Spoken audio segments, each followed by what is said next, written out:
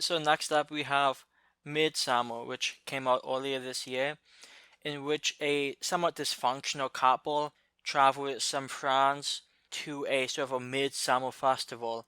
It's just a sort of small community, and there's like a 9 day festival, and things begin happening. Some potentially violent, potentially bizarre things go on. Yeah, this is by the same director of Hereditary, Ari Aster. His second movie, a second full-length movie, and you can definitely feel the same type of, I don't know, maybe ominous overtones. It definitely feels like one of his movies. I'll just say this up front. I enjoyed this quite a bit more than Hereditary, which isn't necessarily the common perception, but I think it's very interesting. I don't think it's anywhere near perfect, but I do think it's a really interesting movie, very ominous movie, and depending which version you watch, I guess it doesn't matter. Either version, it's a very long movie. So, what did you think about this one, Trakin? Yeah, so I saw this one in the theaters, and then I also just finished watching the director's cut on Blu-ray. My overall opinion on the movie didn't really change at all. I think it's a decent movie. I think it's a movie that people should watch just because of how different it is to most other films. It is something more that you probably should. It's more of an experience, I guess you could say. I mean, it's a 3-hour movie. I guess the one thing about it is that most horror movies, they tend to take place at night time, whereas this one's mostly in the daytime. So it's almost contradictory of what horror movies in general look like. There's a lot of interesting things that happen in the movie. There's some characters that are you just want to punch them in the face, but I'm assuming I know exactly what character you're talking about. um, okay, well, which one? Which one? I'm assuming you're talking about Maug. Is that the one played by Will Poulter? Yes, yes. Actually, no.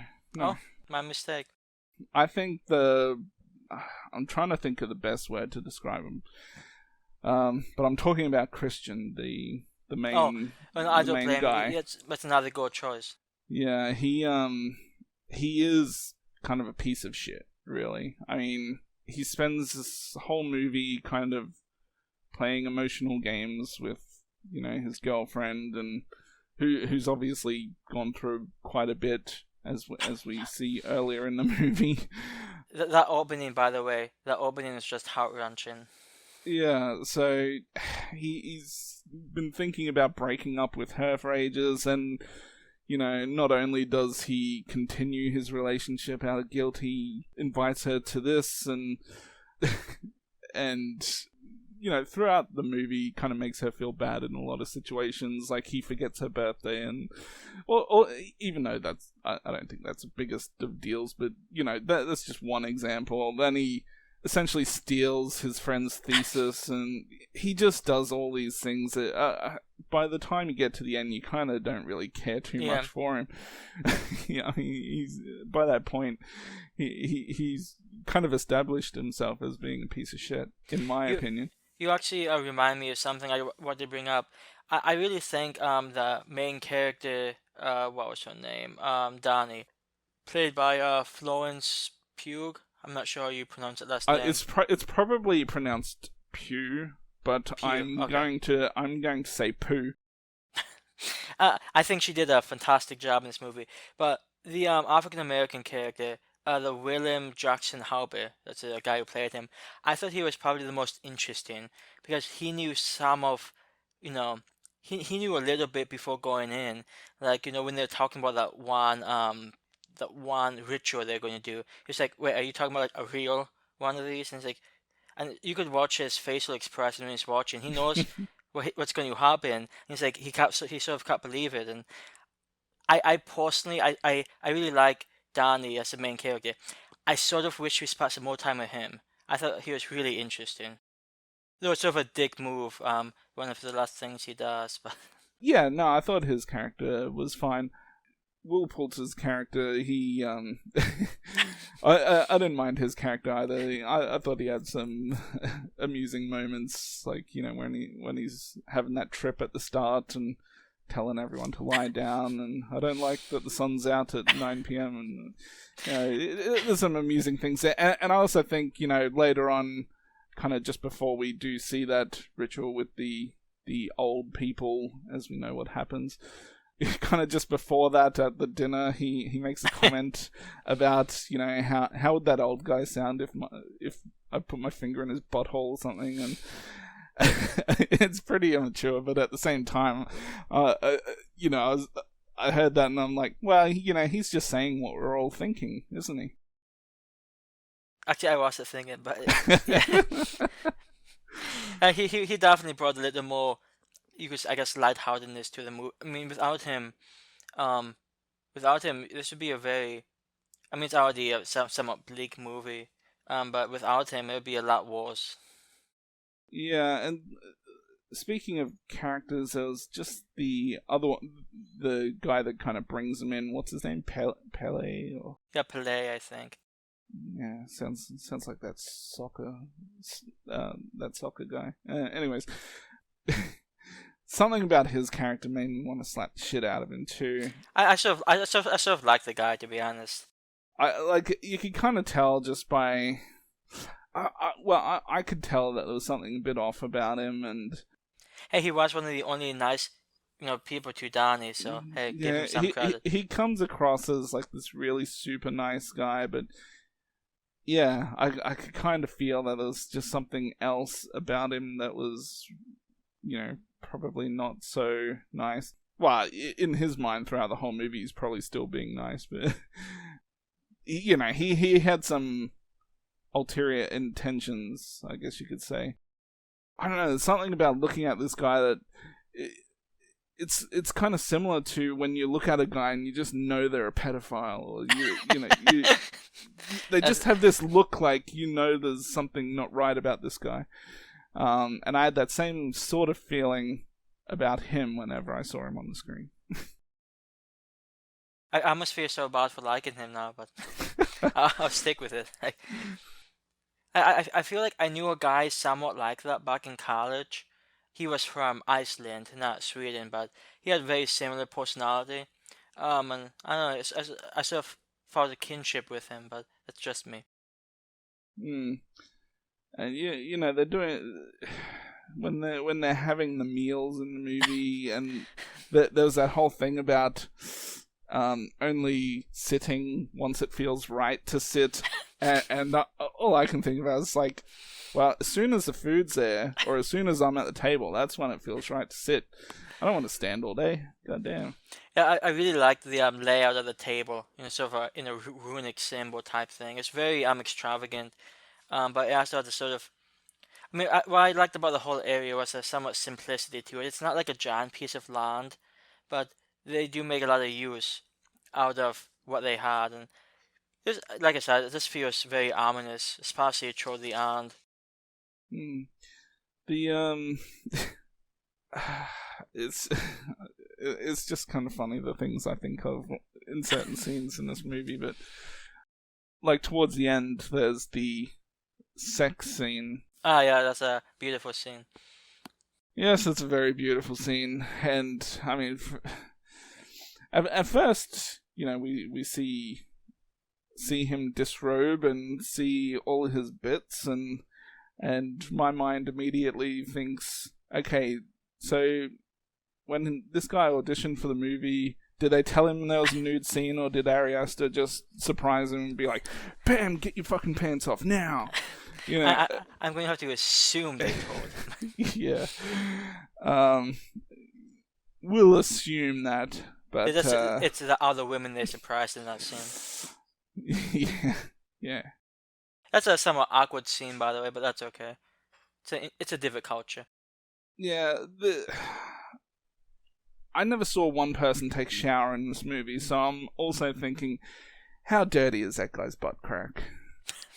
Because they kind of zoom, well, not zoom in, but they kind of have some unflattering angles of the butt, and Well, I I mean, it's not like it's an uncivilized. Well, I guess it depends on your definition of uncivilized, but I mean, they did have electricity, so it's not like they're completely backwards.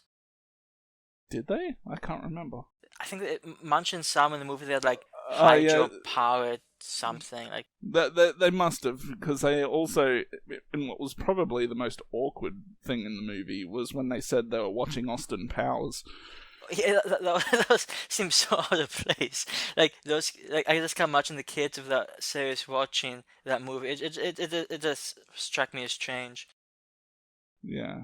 I mean, considering the way these people live, just seeing a movie like Austin Powers should be like, I guess that's a way of having another trip without taking any mind-altering substances. Well, and also I sort of like the whole like life cycle type thing. I thought it was pretty interesting. You know, where you're in, I forget if it's like spring when you go out and you know go out to the world and see how things go on, and then you come back and become a mantle. I thought it was very interesting. Well, it was like blocks of 18 Yes. years. Yeah. And then, of course, we see where that leads to. But I do think it's an interesting concept. Like that one line about, hey, we throw them into, all the people into nursing homes, and that probably seems barbaric to them. And, I sort of get that. I don't know what that old dude was thinking, those 72-year-olds, but that was doing a pencil dive was probably a very poor choice. Although it did lead to some pretty decent scenes. Also, the whole, like, I don't know, like, maybe last 20 minutes, like, once the whole, like, festival, the whole dancing thing starts. And I think we all know where that's leading to.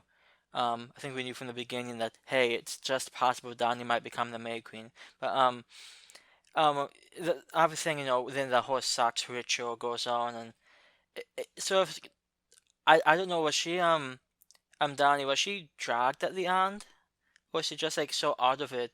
She just like Was at what part? Right just before the like like, credits? like when she was being covered by flowers and stuff. Was she like dragged, or was she just like emotionally detached by that point?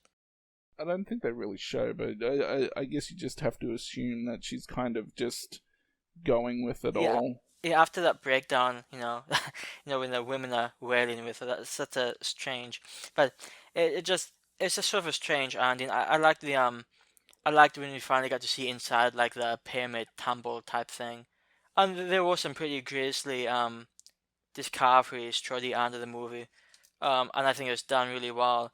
The one thing I really like about this is it takes a while. I mean, it's a 2.5 hour movie, if not longer, depending on if you watch the director's cut or not. And you're going to see some things eventually that are going to stick with you. And I personally think the movie sticks to that promise. Yeah, it is a long movie. I mean, before anything really happens to anyone who's visiting the well, anyone who's an outsider, we're kind of waiting for things to happen to those people because we don't exactly know what's going to happen with them. But as the movie goes by, you kind of get the feeling, okay, there's no way they're going to let these people kind of leave and talk about this place. I mean, seriously. I mean, the guy was writing a thesis on it, so Yeah, so eventually I think in your own mind, before anything even happens to them, you come to the conclusion, okay, especially when there was that whole controversy about the two other young people who supposedly got driven away, but it's very unclear, like their stories don't sound all that great. Like one guy left and they were coming back for the other one. yeah, I think they were really terrible lies. Yeah, so obviously that seemed off, and you can kind of see what was coming for the other people. So in the director's cut, it's really at the 2 hour mark when I think the first thing that when something really happens to these outsiders is when you see, I think it's a scene with Mark and Josh. Well, Mark gets taken away first, and then Josh thinks he sees Mark, and yada yada yada. Yeah, I do like the whole thing with Mark being somewhat off screen. Like we don't Yeah, really know. At least I don't think we really know what happens to him. yeah. So that scene is literally like right around the 2 hour mark. in the director's cut. So if you're someone out there who's really looking for a lot of quick, exciting things to happen, you're probably not going to find it here. The movie does move at a very slow pace. But the atmosphere, though, makes it, in my opinion, pretty worthwhile. Yeah, it does, as long as you can get at least somewhat invested in that. And I think I was somewhat invested in it. Because at the end of the day, I think it's a bit of a tug of war with this movie, because there's a lot of things to like, but there's also, being such a long movie, it's not like one of those movies you can just kind of pop in and have fun with. You really have to be in a particular mood and have a lot of time spare just to watch it. And it's not like, I'm a huge fan of It, which is, whether you're talking about the 90s version or the newer version, if you combine them, it's just as long as this, if not longer. So, and I at least you can kind of watch those in two parts, where even though it's still one big story, whereas this one, you probably can't really watch it in two parts. You have to watch it in one go. Otherwise, what's the point? You could also argue that it is a bit pretentious as well. There's certain things in the movie that feel like, even if you just look at the credits, the credits annoyed me. They made the credits so fucking small. The title, I'm watching even when I saw it in the theater, I thought the title looks really small, and I'm watching on this huge screen. And then does a small title equal pretentious? I think it does, because how many other movies do that? It just feels like it's trying to be different just for the sake of being different. And if I'm struggling to read the title on a 55-inch TV, I think, what? Why make the title so goddamn small? Why? I've got nothing. Anyways, I know that's like a stupid thing to I just think it's funny coming from a guy who, gives high praise to Only God Forgives, calling another movie pretentious. But I'm more or less saying it because I think people can have that perception of the movie, and they can just completely write the movie off just for that. To be honest, I actually think no, I think you liked Hereditary more than this one, right? Slightly more, and it's probably because it's a little more digestible. It's even though I wouldn't call it a conventional horror movie, it's certainly more conventional than this one is. Yeah. So I agree with you on that point, but I would say the route that Hereditary took was probably a bit more out there than this one, in my opinion. I just no, I like I said, I like this one more than Hereditary. Not that I hated Hereditary, I just was expecting something else. But I guess the one thing you can say is that this director, if he keeps making horror movies, he's probably going to be one of the biggest names in the genre. Well, he already is. So, him and Jordan Peele basically run the show right now. Yeah, just get him to do the next Batman movie or something. He'll be fine. Well, I would say, how do you feel about the chick that is I can't remember the chick's name, but who feeds a guy her pubic hair?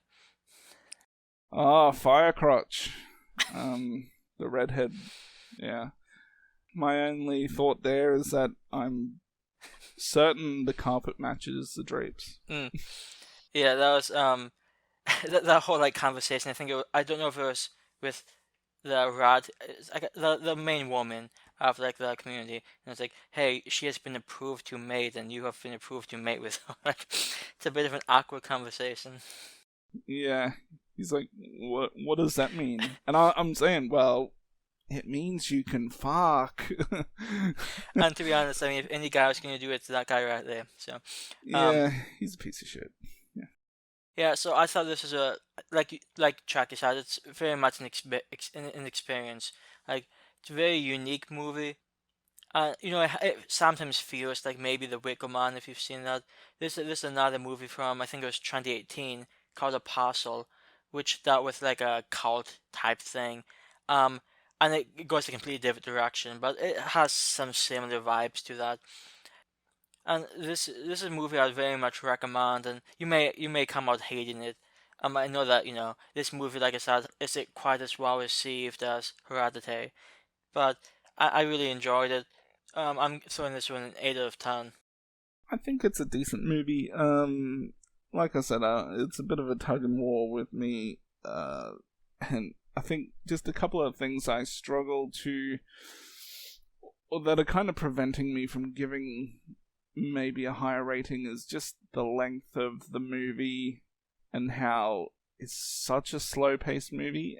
I still think it's good, but yeah, the slow pace just makes it very difficult to.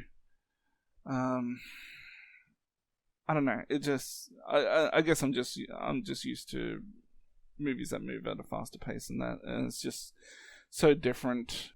And when something is so different, it becomes more and more difficult to compare it to other movies and to really gauge exactly how much I enjoyed it. So I'm going to give it a 7. And I don't know, it could take years before I get to a point where, like, I know exactly what I think of this. I mean, I've seen it twice now, and even though my rating both times was kind of like a 7, I still feel I still don't know exactly how I feel about it. Or maybe once Midsommar 2 comes out, you'll about to know how you feel. Midsommar 2, Christian's Revenge, yeah. Sounds like a quality movie. Yeah, make it happen. But this time, 5 hours long. And with an even smaller title font.